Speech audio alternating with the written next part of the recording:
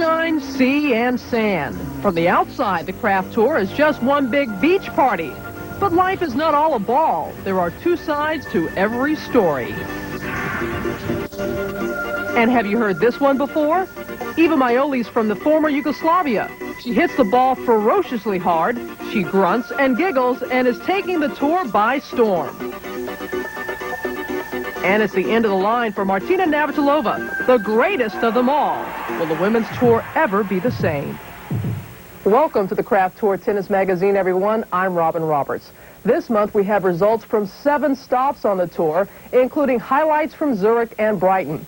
We'll also get to know young Iva Majoli, and we'll take a look at the ups and downs of life on the road.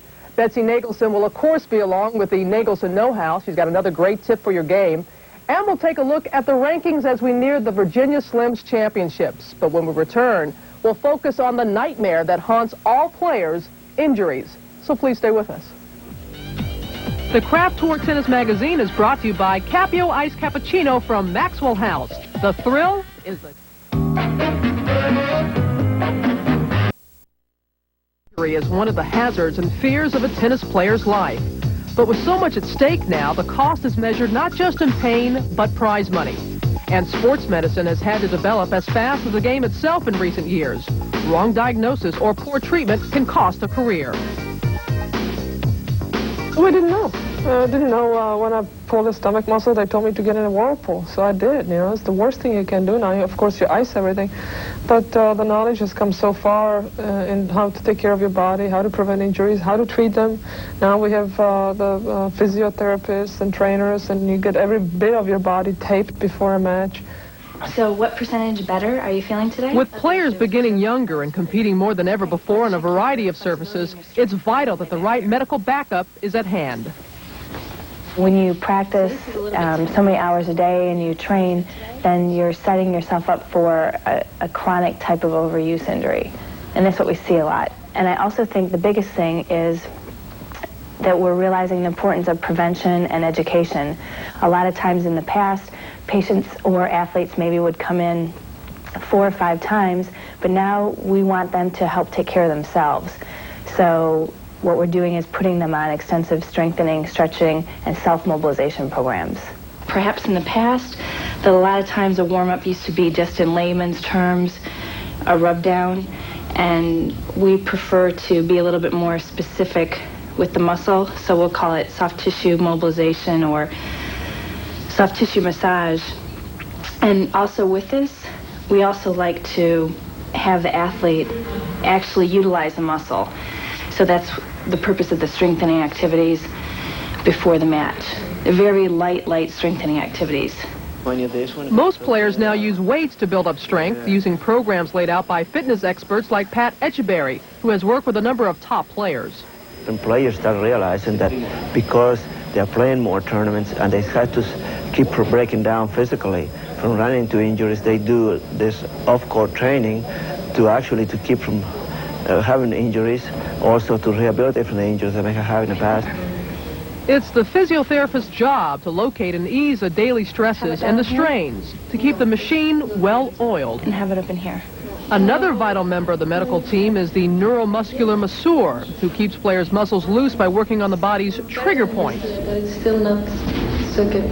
Where's it from? Well, when we're working on a person's body, we're looking for places that might have a trigger point. And trigger points, the whole thing about trigger points is that they can refer pain to other parts in the body that might not, you might not necessarily realize.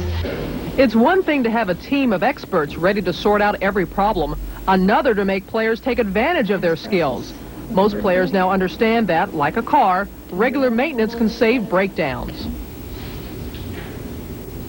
Tennis is tough on every part of the body, and there's little time to recover after the matches.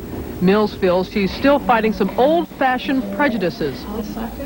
And, well, I think because of that old word massage, this particular type of massage, neuromuscular massage therapy, is much more specific and as such much more therapeutic type of work. So it's not necessarily a relaxing sort of Swedish kind of fall asleep kind of massage. And when you're dealing with million-dollar muscles every day, there must be a lot of strain for the therapist as well. I think, at least for myself personally, that I try not to think about that, who I'm working on. To me, at that point in time, this player has injured their ankle, and that's what we need to get better. The show must go on despite all the demands on the body. But even with the present level of medical expertise, the players must resist the temptation to keep going for too long without rest. Coming up next, we spend time with a young player moving up in the rankings from 798 to 50 in the world. Get to know Iva Majoli next.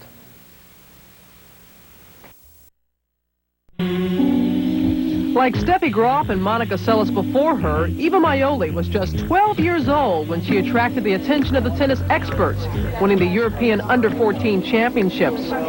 From there, her route was a familiar one for a tennis protege. She signed with an agent, moved to Florida with the family, and enrolled in Nick Bollettieri's tennis academy. By the end of '91, she felt she was ready for the tour, but finished the year 798th in the rankings without winning a match.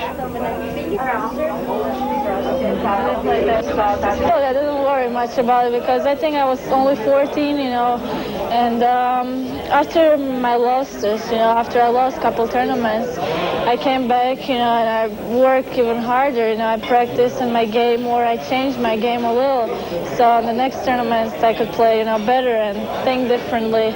I think it was a good experience, losing those matches for me, because I started thinking, I think it was good. The doors of success began to open for Majoli in '92. Early wins in satellite tournaments brought her a wild card to the Virginia Slims of Houston. There she achieved her first tour win over Lindsay Davenport and went on to beat Lori McNeil. She lost in the quarters to Zina Garrison-Jackson, but worries that maybe she started too young were lifted. It was a great feeling. I played Lindsay Davenport first round, and it was a really good tournament for me. I've got confidence. I beat Lori, and there's a lot of people, watching, and I really like to play when there's a lot of people, and a lot of crowd. So after that tournament, I said to myself, so Eva, you can beat all these players, you're playing good, you're working hard, you just need confidence, So after that, I won a couple tournaments, I started playing better, I made jump, so. With this new discovery that the other players on the tour were beatable, the victories started to pile up. Again, Lori McNeil fell victim to the precocious teenager. By the end of the '92 season, she had begun to scale the heights of the world rankings. Her jump from 798 to 50th in the world was by far the biggest of the year, and her earnings rose to $46,000. This season, her startling progress has continued. By May, she'd already beaten her earnings for the previous year. At the French Open, she reached the last 16. Her best result at a Grand Slam, and at the age of 15, she was confirmed as a new star of the tour, and not overwhelmed at playing the great Steffi Graf.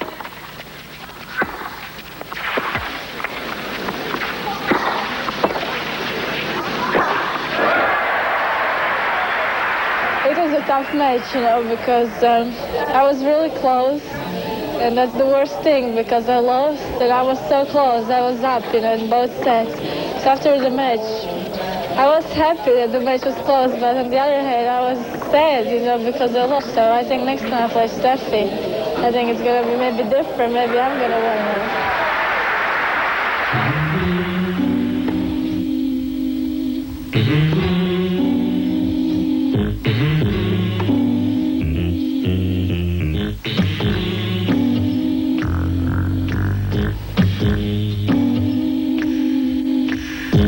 The grunt, the giggle, the gritted teeth, that distinctive two-handed backhand. No wonder there are comparisons to Seles. But as well as the physical similarities, the two women share a mental toughness. And it's this belief that she'll win, regardless of the situation in the match and the standings of her opponent, that confirms Majoli as top 10 material. Sometimes, even if I'm down, I have a feeling that I'm not going to lose that match, that I think I'm a better player than that person. So lots of times, I feel confident that if I play my game and if I'm missing in the beginning, that game's gonna come, and that's gonna win the match, So.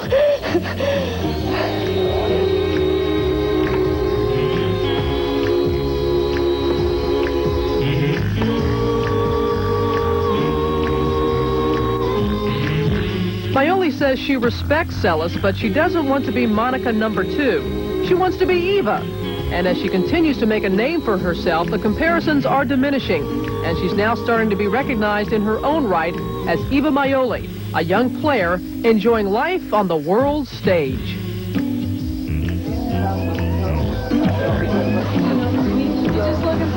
Really, I like to travel. I think it's fun because you meet a lot of people, and every time I'm in a city playing tournament, I always like to stay maybe a day, to see a city, not just to be from hotel to court, from course to hotel. So, no, I'm not getting tired from this, I think it's fun for now.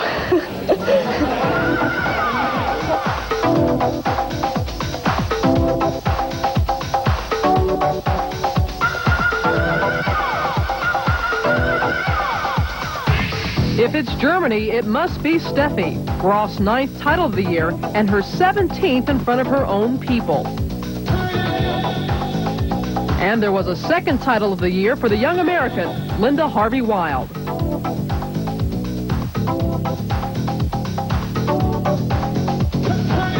With Graf forced to withdraw because of a foot injury, the final in Zurich was between Manuela Maleeva-Fragniere and Martina Navratilova. For many in the capacity crowd, it was a last chance to see both these great players. Maleeva-Fragniere had already announced her retirement for the end of this year, and Navratilova recently ended all the mounting speculation by saying that she would retire at the end of next year.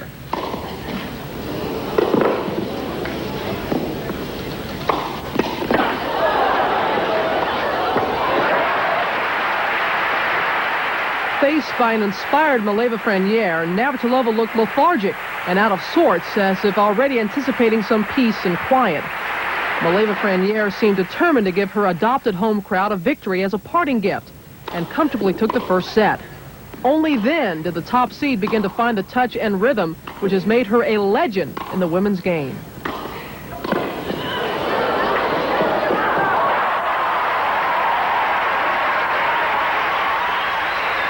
But the number 3 seed, Navratilova's victim so often in the past, kept fighting.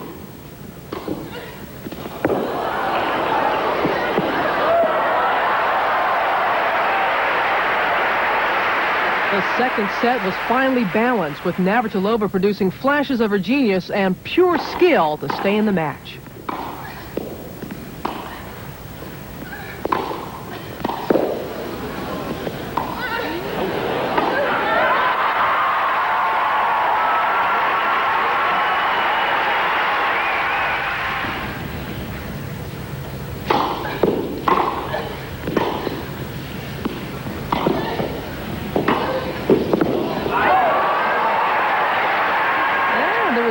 Smile or two as Navratilova forced the second set tiebreak.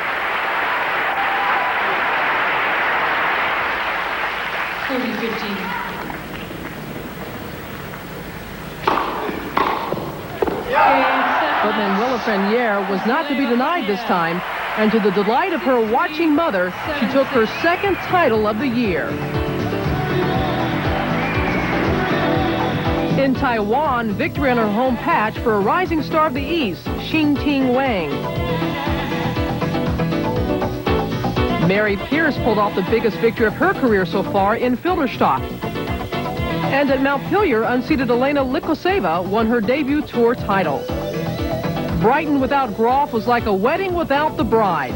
But there was at least some justice in her absence, as Jana Novotna took on Anke Huber in the final. From the start of the final, Novotna seemed determined to erase the memories of her tearful departure from the center court in the summer, and Huber, the number 2 seed, could make no impression on the favorite, who was always in control.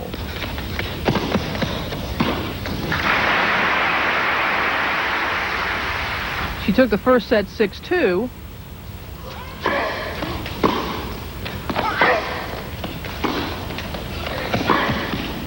And though Huber came back to 4-all in the second, Novotna ran out the comfortable winner in straight sets.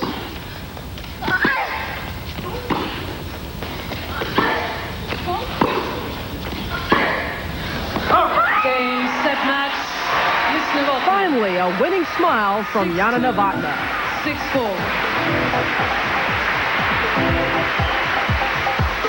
Stop 55. Zina Garrison-Jackson won the inaugural tour event in Hungary. Stay with us and find out who's headed to Madison Square Garden for the Virginia Slims Championships. And we'll hit the road and find out what it's like to travel all the... Welcome to the Kapalua Tennis Club at Kapalua, Maui. Today we're going to talk about the role of the server in doubles. When you're serving, you don't have to win the point on your serve. Your job is to give your partner who's at the net a chance to win the point. She's in a better position to do so. Communication is key in doubles. So when you're serving, make sure your partner knows where you're going to serve. When you serve out wide, she can expect a return up the line, so she'll need to stay.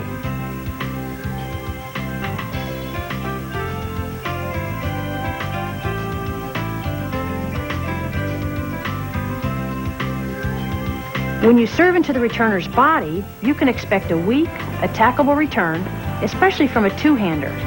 Your partner must react. And the serve up the tee will generally result in a cross-court return. The result? Your partner looks to poach, to put away the volley winner.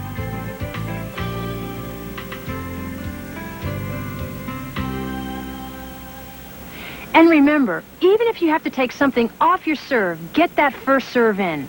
When you're forced to play a second serve, you're just inviting your opponents to attack the net. 3 more stops before the Virginia Slims Championship, so the qualifiers can start to book their tickets. Pierce at 18 looks set to make her debut appearance at the championships. It's been a good year in the singles for doubles specialist Natasha Zvereva.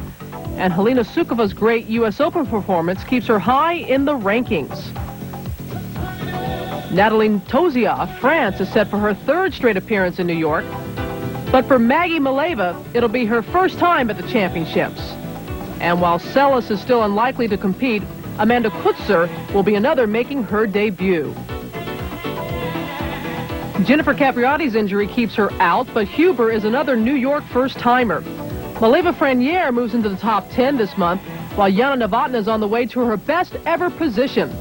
It's been a great year for the Spaniards. For Conchita Martinez, it'll be the first time she's finished in the top 5, while Steffi Graf is now unbeatable in the Kraft Tour points. The top 8 doubles partnerships all play in New York. Sanchez Vicario and Sukova will be the defending champions. Shriver and Smiley have both won the championships with different partners, while Nealon and Novotna, last year's runners-up, hope to go one better this time. And whether you're on top or bottom of the rankings, there are times when the life of a tennis player isn't all smooth sailing. Dreams can come true on the professional tour. To the outside world, it's a glamorous career. And for the players who are fulfilling their greatest ambitions, it's a life which carries huge rewards. Apart from the financial ones, there's a chance to make friends and to travel. Many tournaments take place in exotic locations around the world. But what happens when the seas get rough?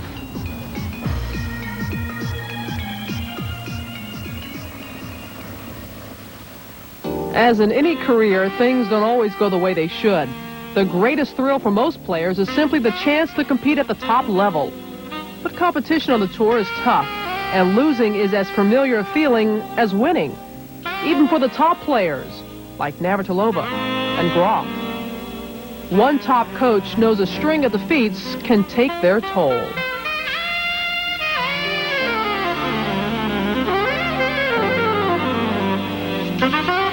Start questioning yourself as a player.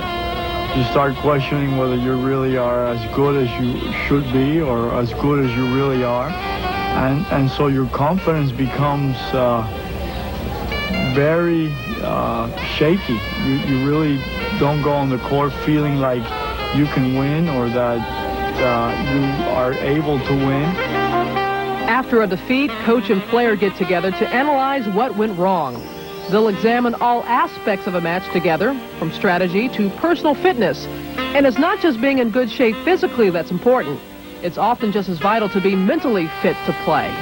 When you are not doing well, it makes it that much more difficult, because then you get more depressed and you get more emotional about the circumstances, and you seem to miss things a great deal more. When you're not doing well, you don't get the attention that you thrive on as a player for doing well in tournaments. So not doing well really creates a Pandora of problems that otherwise won't be there. But not everyone can afford to travel with a coach to help them talk through those problems. Yayuk Basuko is the only Indonesian player on the tour. She's been playing professionally for 3 years and is one of those players who travel alone. She's ranked in the top 50 and has made some friendships, but basically it's a lonely life and a sense of isolation. Of having no shoulder to cry on can seem much worse if you've traveled thousands of miles only to find yourself checking out of a hotel after just one match. Thank you. Good luck. The inside of yet another hotel room, just part of life on the road for the professional tennis player. Rennae Stubbs is a successful doubles player, but doesn't always do so well in the singles. And if things aren't going well on the court, it can be pretty depressing living out of a suitcase with only a TV remote control for company. Well, sometimes, you know, you go through a bad day and you sit in your room, and that's the times where you need a really good friend, or you need a family member, or, you know, a boyfriend or something like that. You need someone to sit down and talk to. And I think that sometimes is the hardest thing. It's not easy to form close friendships in a job where you spend most of your time trying to outdo each other on the tennis court. But Stubbs and her fellow Australians can spend 8 months on the road in a year for up to 3 months at a time. For them, it's important to have friends. However well they get on socially, once they get off the beach and onto the court, professional rivalry takes over. You're still the same. You're still competitive, and you still want to win. Sometimes it gets hard if you know they're having a bad day, or you're having a bad day, and it's kind of like, you know that they feel for you, but they want to win. And when it comes down to it, you walk on the court and you're both tennis players, and you walk off the court, hopefully you're friends, and you can shake hands and you can be friends and have a drink later on together.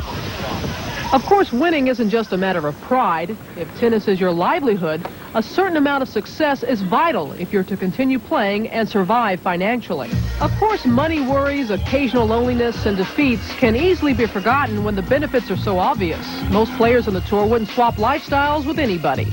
I think every tennis player, you know, every person in life has bad days and good days, but you know, when I think about it, there are more good days and bad days. The good outweighs the bad on the tour, and you know, everybody has wins that they think are great, and they have times like you know, they have a day off or something, and they meet a lot of new people, and you know, it's a fun lifestyle.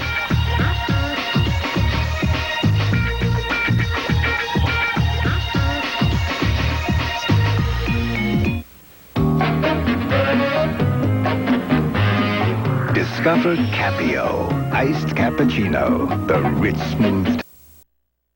Lights from the Virginia Slims Championships, plus we'll have some fun taking a look back on the entire year. So we'll look for you next month on the Kraft Tour Tennis Magazine. So long, everyone. Year. And in our final program in 1993, we recall the tears, the triumphs, and the tragedies of a traumatic year. And we have the best action from the closing moments of the tour, all in Kraft Tour Tennis. Welcome to the Kraft Tour Tennis Magazine. I'm Bruce Beck. This month we take a look back at the turbulent tour of 1993. We talked to our crown champion, Steffi Graf, who enjoyed a terrific year and captured 10 tournament titles, including the year-end Virginia Slims Championships. And as always, we have a tip to improve your tennis game. This month on the Nagelsen Know-How, we focus on singles play. And when we come back, we'll find out how players choose the tournaments in which they play, when and where. Stay with us. Kraft Tour patent that they were seeking new horizons.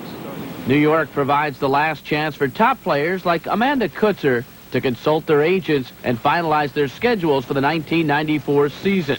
The basis for a profitable year starts right here. Hold it. Right over. Hold it. Right over. Hold it. Right over. It is an unglamorous task, but bad planning can mean staleness, and after bad experiences in the past, Kutzer and her agent John Mayot now work out every detail. Anybody. Perhaps you want a little rest. Yeah, I don't want to play singles there. Okay. So, when you say the States... In the past, I used to travel from South Africa back and forth, and I would do maybe 5-6 weeks at a time, 5 tournaments straight in a row. And it's really just not the right way. You really get stale, you get tired.